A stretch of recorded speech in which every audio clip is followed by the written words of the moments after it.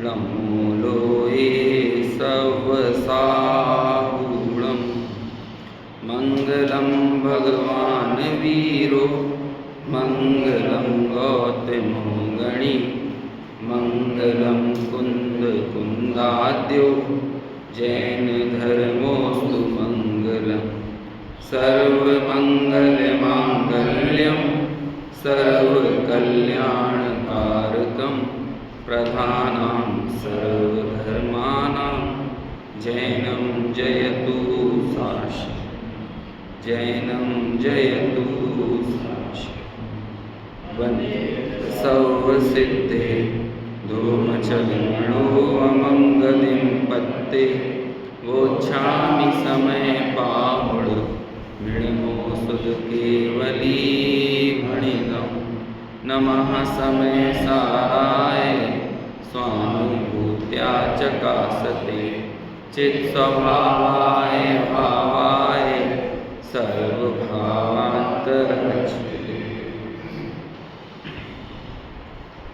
समय सार ग्रंथ की गाथा क्रमांक 104 और 105 और 106 इन दो गाथाओं पर अपनी चर्चा चल रही थी, जिसमें अपन ने 105 नंबर की गाथा की टीका पर कल यहाँ चर्चा की थी।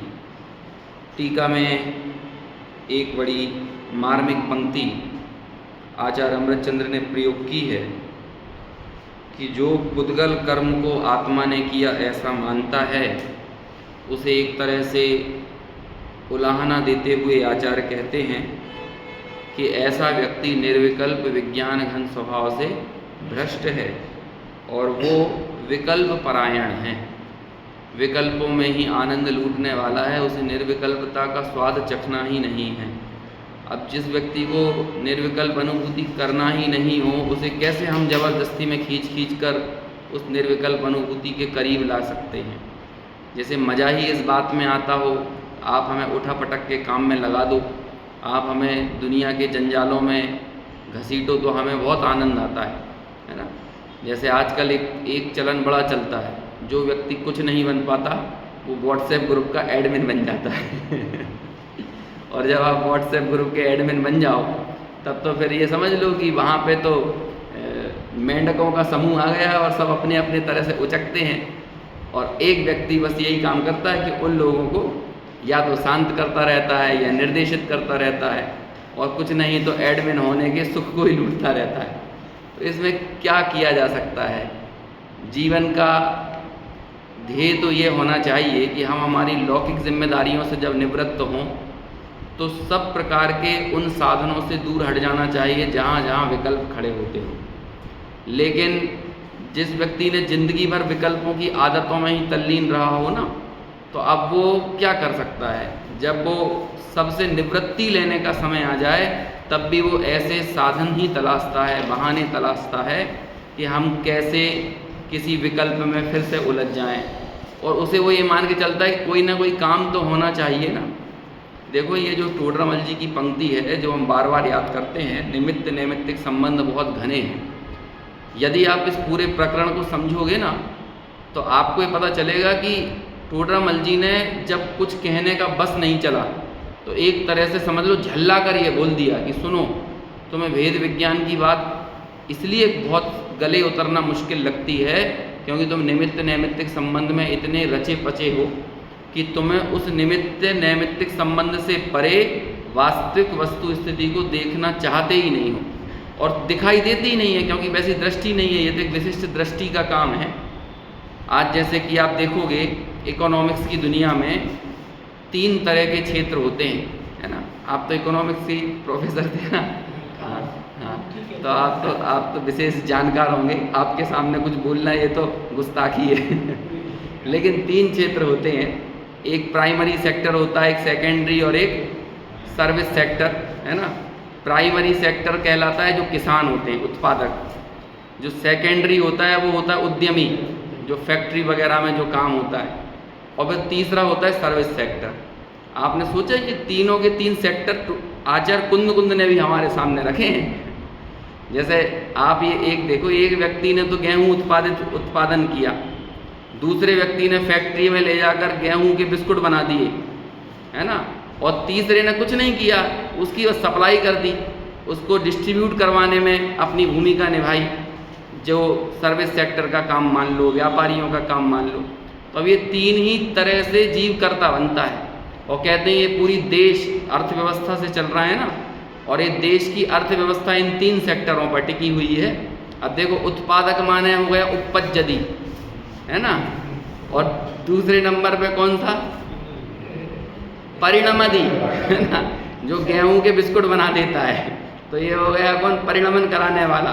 और तीसरे ने कुछ नहीं किया, उत्पादन भी नहीं किया, सिर्फ लिया और कहीं जाकर दिया, है ना, तो ये तीसरा सेक्टर कौन सा हो गया, सर्विस सेक्टर। अब आचार्य कुंद जहाँ दुनिया को सिखाया जा रहा है ये इकोनॉमिक्स, और इकोनॉमिक्स एक ऐसी चीज़ है कि इकोनॉमिक्स पर हिस्ट्री तय होती है, इकोनॉमिक्स पर राजनीति तय होती है, और इकोनॉमिक्स से ही ज्योग्राफी का पता चलता है, क्योंकि ज्योग्राफिकल परिस्थितियाँ, भौगोलिक परिस्थितियों के आधार पर वहाँ की अर्थव्यवस्था काम करती है। अब जो व्यक्ति इतना ज़्यादा अर्थ की व्यवस्था से, धन की व्यवस्था से ग्रस्त हो, यानी जिसके दिमाग में सिर्फ चप्पे चप्पे में क्या भरा हुआ है, यही उपपज्जति, गिण्णति, परिणमति, है ना, प्राप्य विकार निवर्त, यही काम करने योग्य है, यही करने जैसा है, तो ऐसे विकल्प परायण व्यक्ति को आप एकत्वयुक्त आत्मा दिखाने जाओगे तो वो देखे कैसे। जिसने दुखी होने का ही कॉन्ट्रैक्ट ले लिया हो, उसे आप सुखी कैसे बना सकते हो।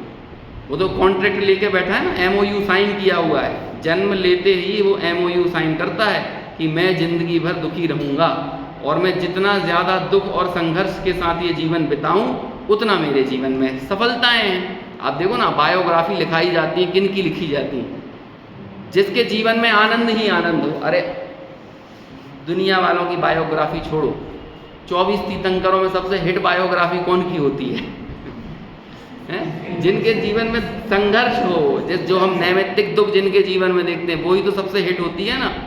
तो हमारा आकर्षण देखो, यदि हम शास्त्रों का ग्रहण करते हैं, स्वाध्याय करते हैं, तब भी हमारा आकर्षण औदैहिक भावों की तरफ होता है। इसे शास्त्रीय भाषा में कहें, दुख की तरफ होता है मतलब औदैहिक भावों की तरफ, संघर्षों की तरफ होता है मतलब औदैहिक भावों पर, पुण्य पाप की फल की तरफ आकर्षण होता है मतलब हम औदैहिक भावों की तरफ ही आकर्षित हैं। और ऐसे जिसका जो, अब इस शब्द को बदल दो, यहाँ लिखा है विकल्प परायण, तो इसे बदल कर दो औदैहिक भावों की तरफ परायण। अब जो औदैहिक भावों की ओर ही परायण हो, वो व्यक्ति आप पारिणामिक भाव को उस व्यक्ति को दिखा कैसे सकते हो। तो इसलिए यहाँ पर जो लिखी ना लाइन कि पुद्गल कर्म आत्मा ने किया, ऐसा मानने वाला कौन? तो अमृत चंद्राचार्य कह रहे हैं कि हम देखो कम से कम 40 गाथाओं से समझाते चले आ रहे हैं कि कर्म और नौ कर्म के करने वाले तुम नहीं हो, मात्र जानने वाले हो। लेकिन इतना समझाने पर भी तुम्हें समझ में नहीं आ रही, तो अब क्या करें?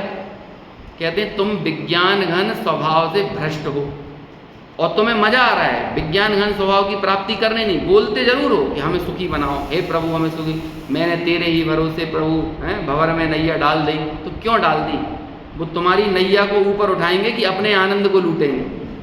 वो पारसनाथ ने ठेका नहीं ले रखा है, तुमने ठेका ले रखा है अपने आप को दुखी बनाने का। वास्तव में जैसे एक आत्मा का विशेषण होता है स्वयंभू, स्वयंभू एक विशेषण होता है ना, तो स्वयंभू मतलब क्या? हमारे भगवान हम खुद ही हैं। और ये स्वयंभू प्रभु से भी बड़ी चीज है ना। दुनिया प्रभु को देखती है, मतलब किसी अन्य प्रभु को देखती है, लेकिन आचार्य ये कहते हैं कि प्रभु को बाद में देखो, और वो प्रभु वही बनेगा जो पहले स्वयंभू है। बद्धा भगवान छो और बद्धा भगवान थाओ। इसका मतलब क्या हुआ कि बद्धा भगवान थाओ, पूरे के पूरे भगवान बन जाओ, तो वो कौन बनेगा? पूरा का पूरा भगवान, यानी कार्य परमात्मा कौन होगा? जोगी छह मैं वैसा हूँ, इस बात की स्वीकृति करेगा। और जो स्वीकृति नहीं करेगा वो पर्याय में भी कार्य परमात्मा रूप से उत्पन्न होने वाला, प्रकट होने वाला, परिणमित होने वाला नहीं है।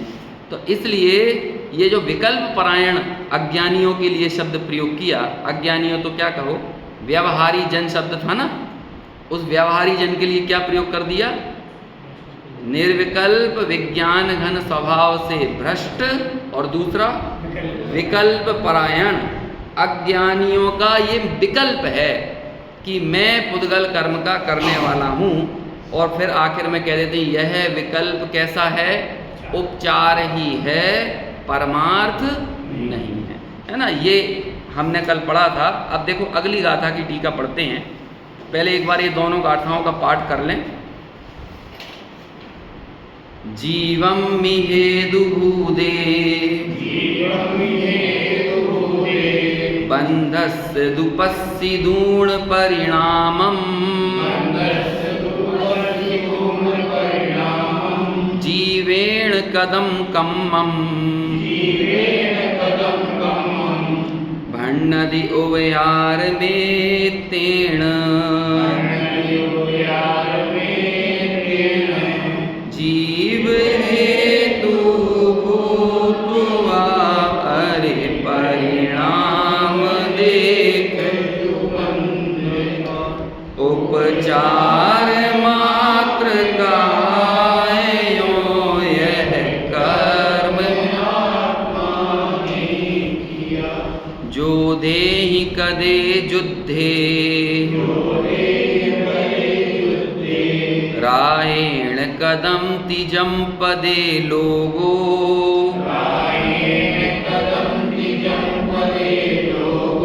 व्यवहारेण तह कदम लाणावर्णादि जीवेण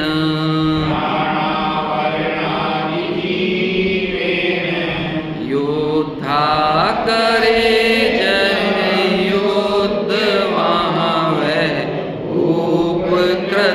जनगण कहे त्यों जीवने ज्ञानावरण आदिक।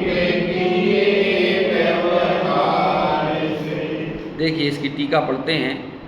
जैसे युद्ध परिणाम रूप स्वयं परिणमते हुए योद्धाओं के द्वारा युद्ध किए जाने पर, अब देखो यहाँ पर क्या लिख रहे हैं, युद्ध परिणाम स्वरूप परिणमते हुए थे, युद्ध क्रिया रूप नहीं। जब कोई योद्धा लड़ता है तो बिल्कुल अंदर से परिणाम भी उसके वैसे ही होते हैं कि इस युद्ध, ये मेरा युद्ध चल रहा है। क्योंकि यदि उनके अंदर ये मेरे पने की भावना चली जाए ना, उपादेय बुद्धि चली जाए उस युद्ध के प्रति, तो वे युद्ध लड़ ही नहीं पाएंगे। जब ये हमारे तीनों सेनाओं के सैनिकों की ट्रेनिंग होती है तो उन्हें ऐसा आत्मगौरव देश के प्रति भरा जाता है कि उन्हें जान से बड़ा देश लगना चाहिए। तो फिर वो कहते हैं कि तुम्हारे लिए यही रिकग्नाइजेशन है। हो सकता है तुम्हें कोई जाने भी नहीं मरने के बाद, लेकिन तुम्हारा ये वैयक्तिक जो पहचान थी वो तुम्हारी पहचान देश से बड़ी नहीं होना चाहिए। देश तुम्हारे दिमाग में इतना ऊपर होना चाहिए कि तुम्हें मरने के बाद तुम्हारा कोई नाम भी ना जाने।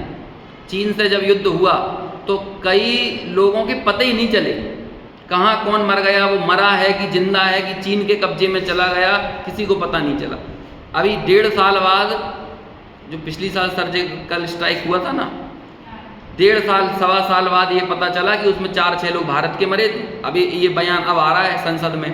अब 6 लोगों ने देश के लिए जान दे दी और जान चली गई उनकी, और तुम्हारी सरकार के पास अभी इतना भी समय नहीं है कि तुम उनके नाम जाहिर करके उनको एक शहीद के तौर पर श्रद्धांजलि दे पाओ। तो कहते हैं ये संभावनाएं तो प्रत्येक सैनिक के साथ रहेंगी, और उसे पहले ये ट्रेनिंग दे दी जाती है कि भैया हो सकता है कि तुम्हारे परिवार को श्रेय मिल जाए। उसको क्या कहते हैं, परम वीर चक्र और शहीद की पत्नी, और उसके उनको वीर नारी बोलते हैं, है ना। ये ऑफिशियल शब्द है कि कोई भी यदि देश के लिए शहीद होता है तो घर की जो पत्नी है वो वीर नारी कहलाती। भले ही वो कहते हैं तलवार उठाना बंदूक उठाना भी ना जाने, लेकिन वो वीर नारी है जिसने अपना सर्वस्व न्यौछावर कर दिया देश के लिए। ये वीरता ही तो है ना। तो कहते हैं ये तो हो सकता है कि 10-20 को मिल जाए, लेकिन कुछ लोग ऐसे भी हो सकते हैं जिनको कोई रिकग्नाइजेशन ही ना मिले, वो मर जाएगा। जो जासूस लोग होते हैं दूसरे देशों में जाते हैं, मरने के बाद भी उनकी आइडेंटिटी खोली नहीं जाती। वो 25-25 साल पाकिस्तान में रह के भारत के लिए जासूसी करते रहते हैं और मर गए वहीं पर काम करते करते, फिर कोई देश जानेगा ही नहीं नाम। अब ये आत्मगौरव की भावना कहाँ से आएगी? कहते हैं वो परिणाम, तुम्हारी क्रिया नहीं रहना चाहिए सिर्फ, बल्कि परिणाम से तुम्हें उस कार्य में संलग्न होना पड़ेगा। ऐसे यहाँ पर लिख रहे हैं युद्ध क्रिया वाला योद्धा नहीं है, बल्कि युद्ध परिणाम में जो संलग्न है ना वो योद्धा है। इसलिए यहाँ परिणाम शब्द को विशेष रूप से लिया, योद्धाओं के द्वारा युद्ध किए जाने पर। अब देखो परिणाम कौन का लगा हुआ है युद्ध में? योद्धा का।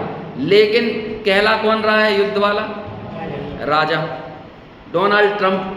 समझ में आया ना? और लड़ने नहीं गया वो, एक दिन भी मारने नहीं गया, चाकू भी नहीं उठाया होगा उसने, लेकिन फिर भी कौन कहलाएगा?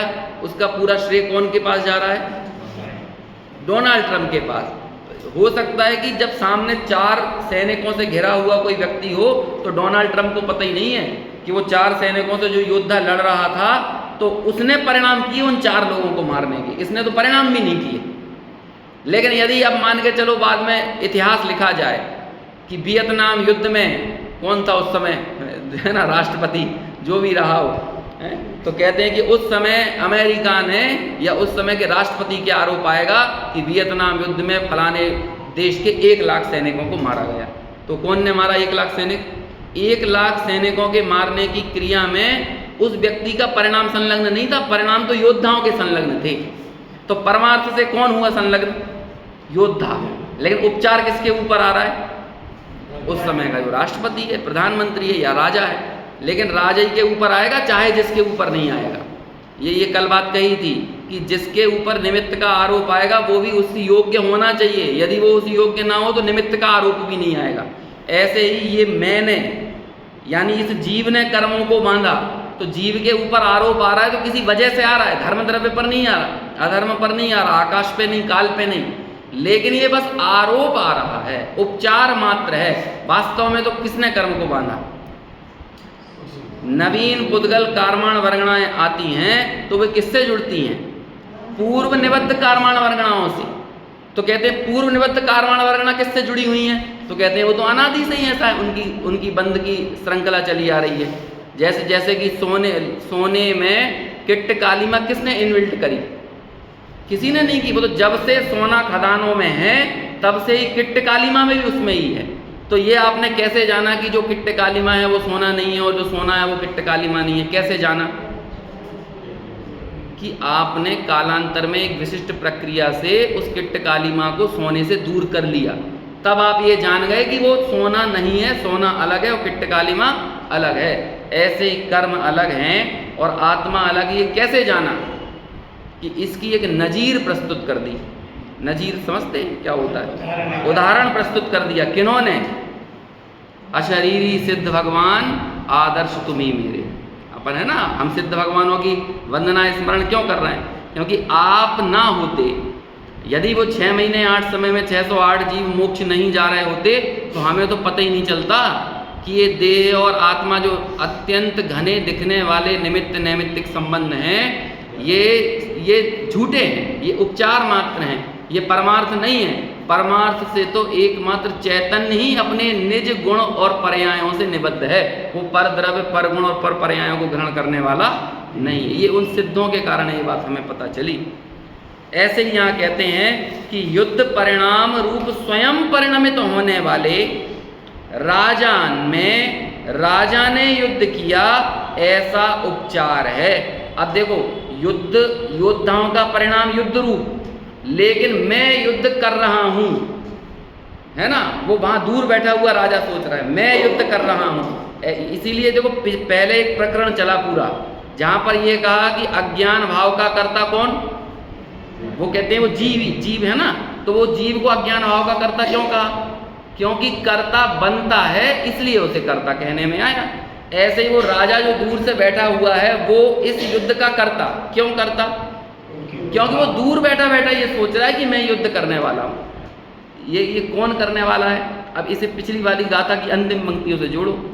जो विज्ञान घन स्वभाव से भ्रष्ट है और विकल्प परायण, जो ऐसा व्यक्ति है वही, उसके लिए हम क्या कहेंगे कि हाँ ठीक है, जीव ने कर्म को बांधा। किसने बांधा?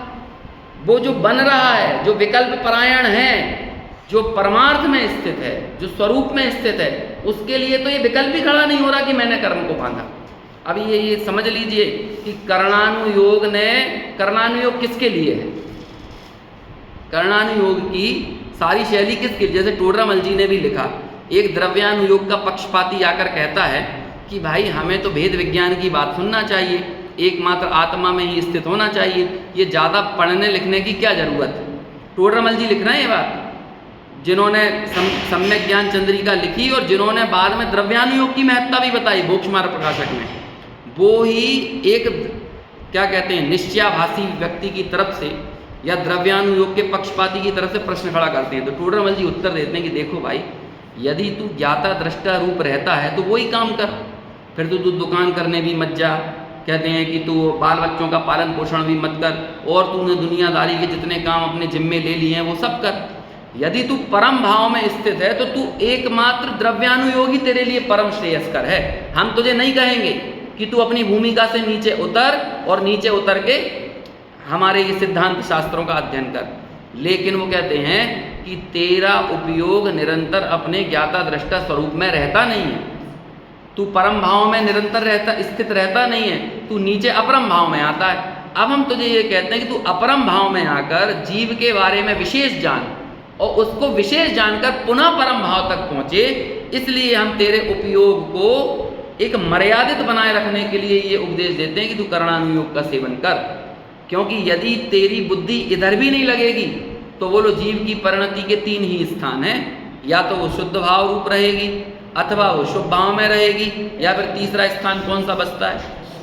इसलिए हम कहते हैं, अब उन्होंने यहाँ पर हमें इनडायरेक्टली ये निर्देश दे दिया कि जो अपने स्वरूप में स्थित है, यानी जो विज्ञान घन स्वभाव में ही स्थित है, उसके लिए तो परम श्रेयस्कर क्या है, द्रव्यानुयोग नहीं, द्रव्यानुयोग का विषयभूत आत्मा। अब लेकिन करणानुयोग का विषयभूत आत्मा किसके लिए स्थित है कि जो जितना जितना विज्ञानघन स्वभाव से शिथिल पड़ा है और वापस विज्ञानघन स्वभाव में दृढ़ होना चाहता है, जो विकल्प परायण हुआ है, तो अब उसे कहते हैं तेरे विकल्पों की धारा भोग विलास में ना जाकर कम से कम जीव को विशेष जानने में ही लगे। तो यहाँ एक संभावना बनती है कि जब चेतन के ही विशेष को तू जानेगा तो निश्चित तौर पर शायद निर्विकल्प की उपलब्धि कर ले, लेकिन तू भोग विलास में ही लग जाएगा, तब क्या होगा, तब तो संभावना ही खत्म हो जाएगी ना कि आत्मानुभव के नजदीक भी तू पहुंच पाए। तो इससे ये पता चला कि जो अपरम भाव में है उसके लिए क्या उपयोगी है, करणानुयोग, लेकिन जो व्यक्ति स्वरूप में ही स्थित है उसे तो द्रव्यानुयोग के विषयभूत आत्मा का ही अवलंबन लेना चाहिए ना। अब ये बात पता चलती है कि अपरम भाव में स्थित जीव यानी अपूर्ण जीव, विभाव भाव में स्थित जीव, उसे कहते हैं तू जितने जितने रूप में कर्तृत्व बुद्धि का पोषण कर रहा है उसे उसी की शैली में समझाया जाएगा कि जीव ने कर्मों को बांधा, जीव इतने कर्मों को इस गुणस्थान में छोड़ता है, इतने कर्मों को इस गुणस्थान में बांधता है, उसे उसकी दृष्टि से समझाया जा रहा है ना। लेकिन उसी समय वस्तु स्वरूप भी उसे बताया जाता है कि कर्मों के बंधन की सर्व प्रक्रिया किसमें चल रही है, कर्मों में ही चल रही है कि चेतन में चल रही है। यदि चेतन में चल रही होती तो कर्म उस चेतन रूप हो जाते अथवा चेतन को कर्म रूप कर देते, लेकिन ऐसा तो कभी होता नहीं है। यदि ऐसा हो जाता तो हम शायद ये डाउट कर सकते थे कि आत्मा कर्म रूप हो गया और कर्म आत्मा रूप हो गया, क्योंकि अनादिकालीन बंधन इनका ऐसा ही है। बंध का ज्ञान कराया, लेकिन साथ ही साथ उस ज्ञान कराने में ये भी बताया कि एक द्रव्य दूसरे द्रव्य रूप कभी संक्रमित नहीं होता। इस दृढ़ वस्तु स्थिति का ज्ञान रखना भी बहुत आवश्यक है।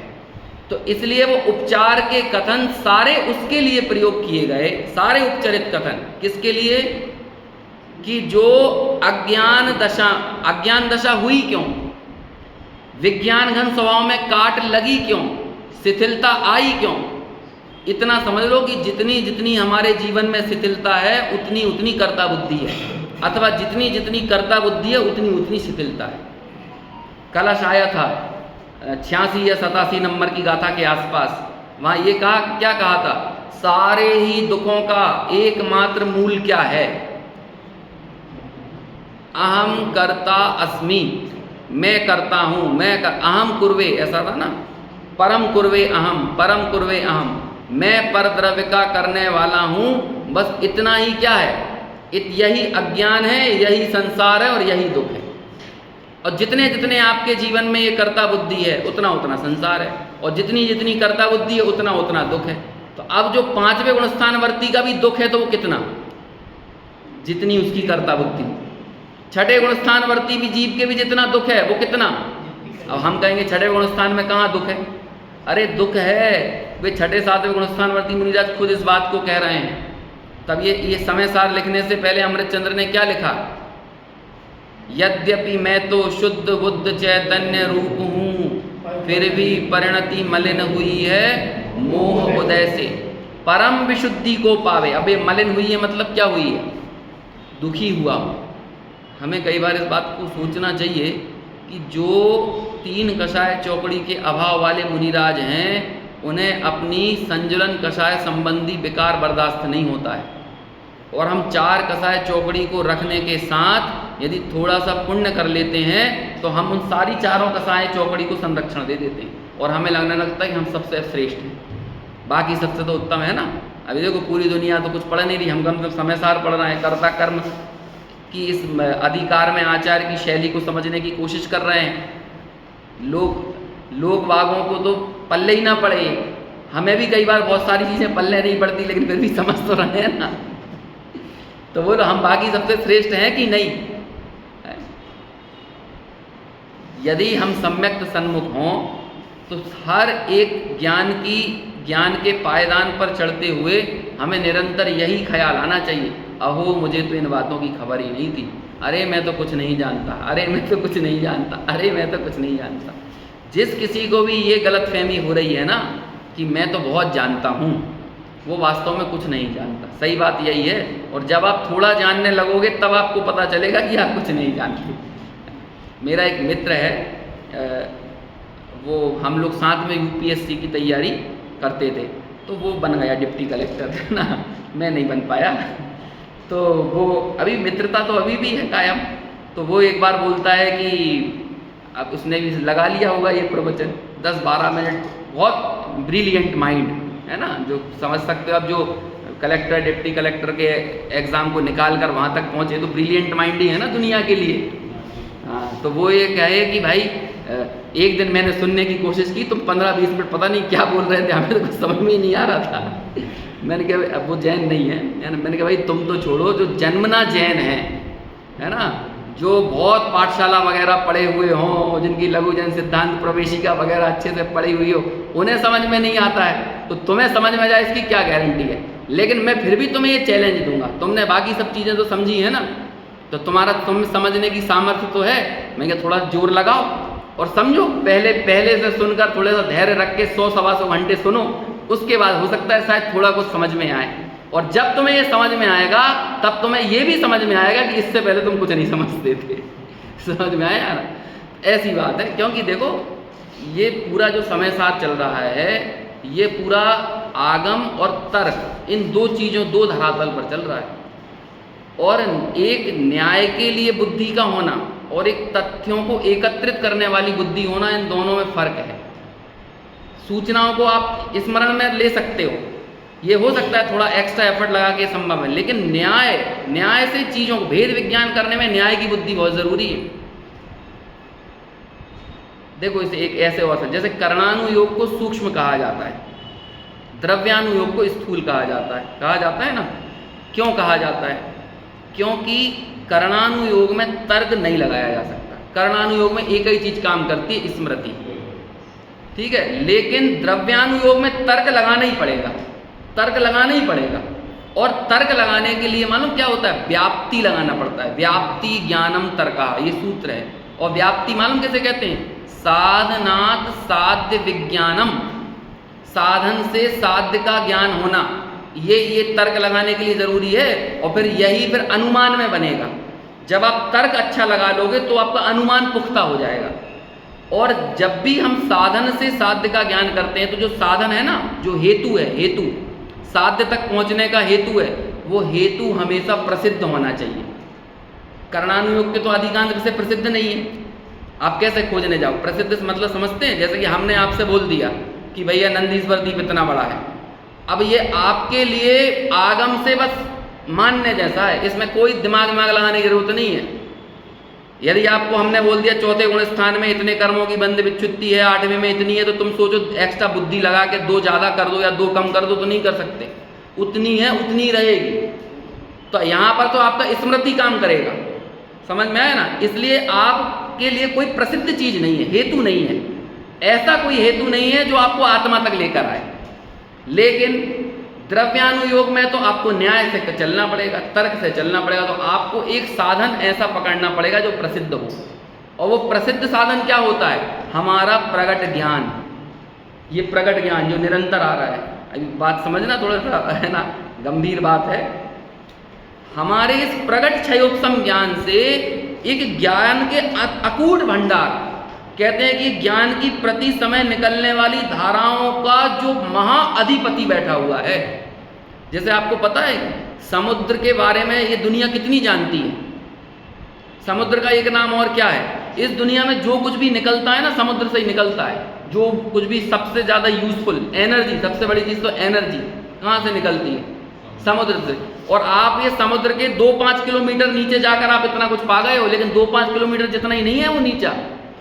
कहते हैं कि जितना सबसे ऊंची शिखर पर्वतमाला है ना एवरेस्ट की, उससे एवरेस्ट से दुगने नीचे तक तो विज्ञान पहुंच गया है। लेकिन इसके बाद भी वो और कितना नीचे हो सकता है, इस बात की कोई कल्पना नहीं है। समुद्र की गहराइयाँ इतनी हैं। अब ऐसे क्या अनुमान लगाया जाता है कि जब 2-5 किलोमीटर पर ऐसे ऐसे अद्भुत अद्भुत माणिक, मोती और ऐसे ऐसे ईंधन, एनर्जी के स्रोत, पता नहीं क्या क्या मिल रहा है, तो और नीचे नीचे इसके अंदर क्या होगा? तो क्या किया उन्होंने? ऊपर के प्रसिद्ध मोतियों से, रत्नों से आपने कहा भैया ये रत्न तो कुछ नहीं है, ऐसे ना जाने कैसे कैसे रत्नाकर, मतलब रत्न इसके भीतर पड़े होंगे। तो उसे हमने क्या बोला? ये कोई रत्नाकर अद्भुत है, ये बहुत विहंगम है, ये शायद हो सकता है कि इस पूरे विज्ञान के अतीव विकास के बावजूद भी आप वहाँ तक पहुँच पाओ, ये बहुत मुश्किल काम है, बहुत जटिल काम है। ऐसे ही ये प्रगट ज्ञान की पर्याय हैं। हमारे पास तो ये ऊपर ऊपर के ही मोती हैं ना, प्रगट ज्ञान की पर्याय, प्रगट ज्ञान की पर्याय। लेकिन आप ये विचार तो करो, ये ज्ञान की अविरल धारा जो एक बार निकलना शुरू हुई और हो रही है, हो रही है, हो रही है। आप जरा सोचो तो सही, ये निरंतर आने वाली ज्ञान की धाराओं को अवरुद्ध करने का हमारे पास कोई साधन नहीं है। आप क्रोध को रोक सकते हो, मान को, माया को, लोभ को, लेकिन आप में दम हो, सामर्थ्य हो, तो आप अपने ज्ञान को रोक कर बताओ। और ये सिर्फ हमारे साथ नहीं है, ये पूरे ज्ञान की, कई बार हमें लगता है कि एनेस्थीसिया लग गया, तब तो चला गया ना। मैं तो 2 बार लगवा चुका हूँ, मैं ईमानदारी से कह रहा हूँ, मुझे एनेस्थीसिया के भीतर लगने के बाद जो ज्ञान चल रहा था मुझे वो याद है। वो याद नहीं है कि जो पेट काट के ऑपरेशन किया गया और जो किया गया, वो याद नहीं है, लेकिन उस समय की जो धारा चल रही थी ना, वो याद है। अब हमें उस पर्टिकुलर चीज़ को शून्य कर दिया गया है, ये भी निमित्त नैमित्तिक संबंध है, तो हमें ये लगता है ज्ञान बाधित हो गया। आपको लगता होगा कोमा में चले जाते होंगे तो ज्ञान बाधित हो जाता है, नहीं। ये तो नींद में जाने के बाद ज्ञान बाधित, अरे बिल्कुल नहीं होता है ऐसा। आप बिल्कुल, विज्ञान वाले बोलते हैं आपको डीप स्लीप कब आएगी? जब आपकी बॉडी से 3 डिग्री टेम्परेचर कम होगा, है ना, जब ऐसे ऐसे लेवल का कंफर्ट जोन होगा, तब आपको डीप स्लीप आएगी। तो इसका मतलब क्या है कि डीप स्लीप में भी आपको पता चल रहा है कि डीप स्लीप कब आना चाहिए, नहीं तो नहीं आई। और फिर उठने के बाद आपको पता चल जाता है कि आज डीप स्लीप आई कि नहीं आई। तो स्लीप में पता चला ना कि स्लीप कैसी थी, इसका मतलब ज्ञान बाधित हुआ कि नहीं हुआ। अब ऐसी ये उठने वाली जो ज्ञान की तरंगें हैं, इनसे हमें एक अनुमान लगाना पड़ता है कि वो ज्ञान का रत्नाकर, ज्ञान एक रत्न है मान के चलो, तो ज्ञान का रत्नाकर कैसा होगा? तब जाके वो भजन बना है, जब एक रत्न अनमोल है तो रत्नाकर फिर कैसा हुआ है। तो इसे रत्नाकर इसे कहा है, लोक में रत्नाकर समुद्र को कहा जाता है।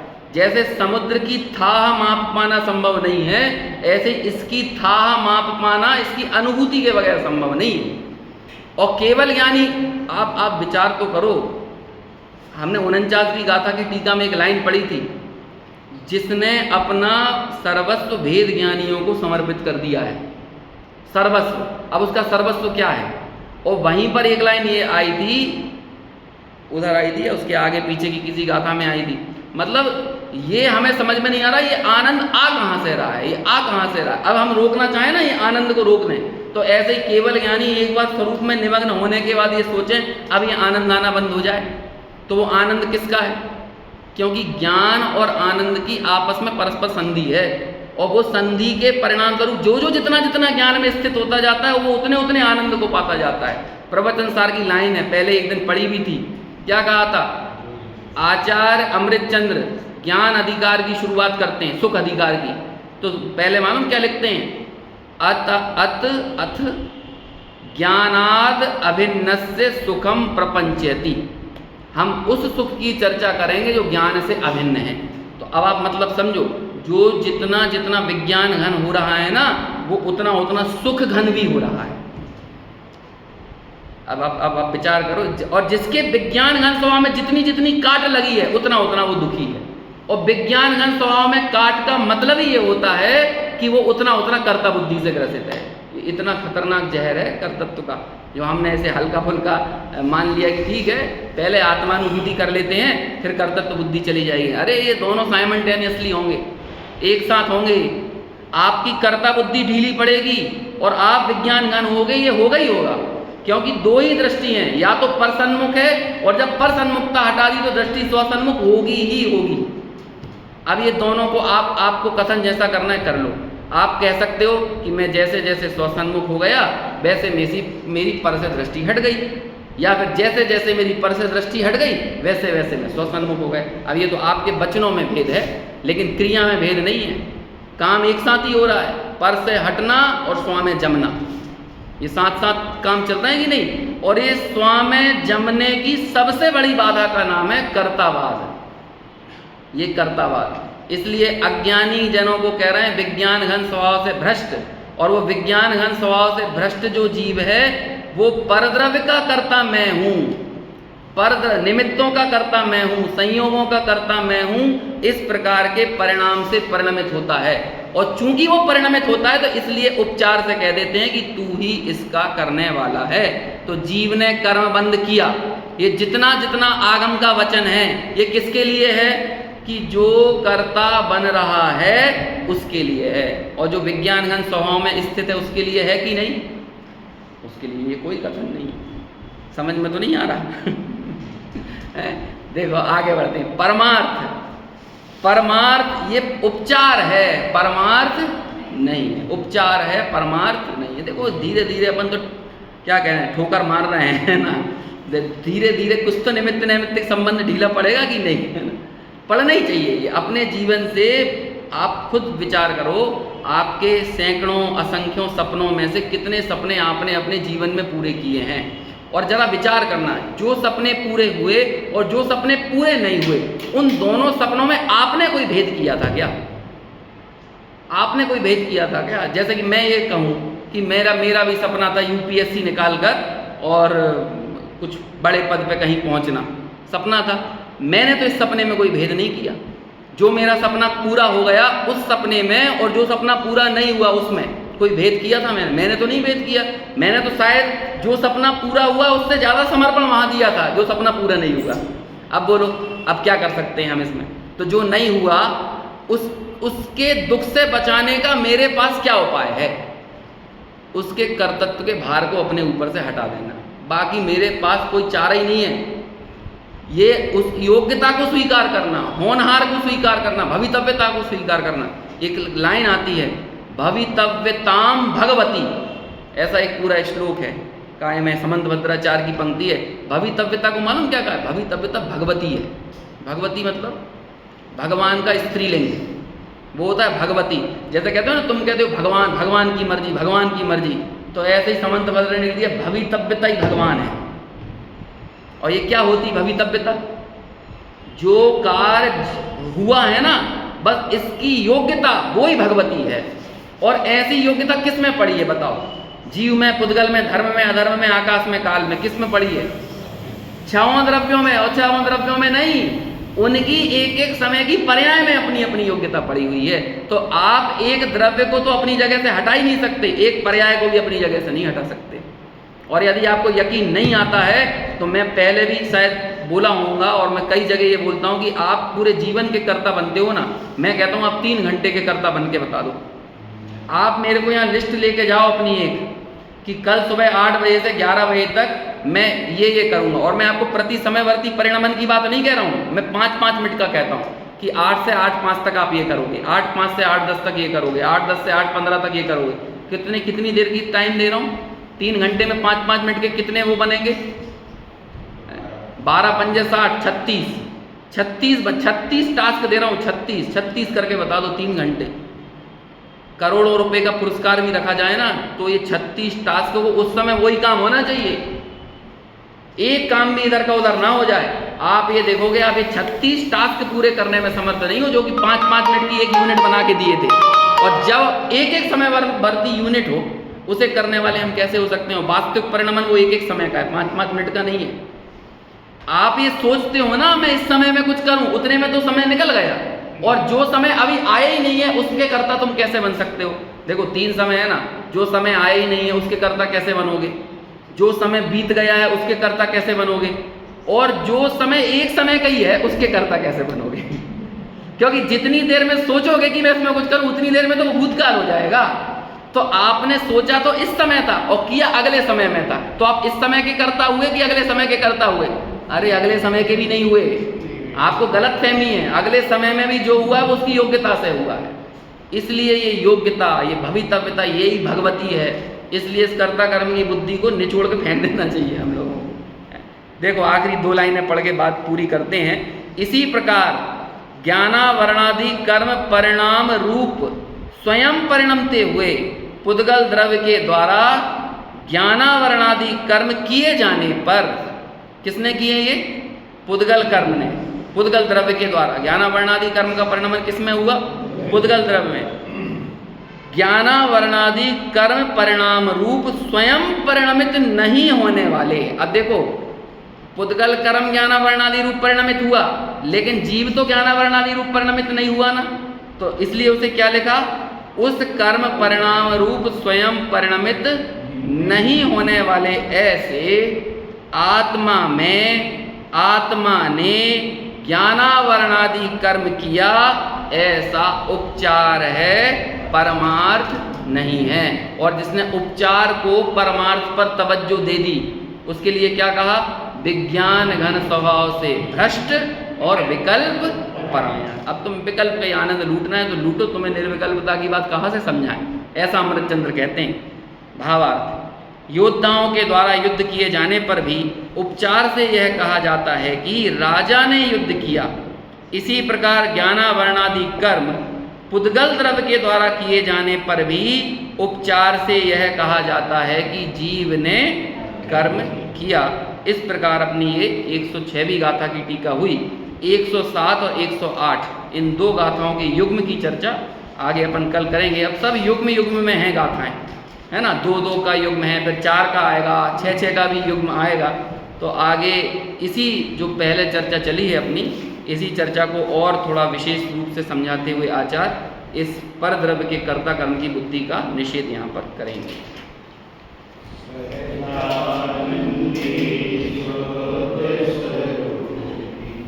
अभी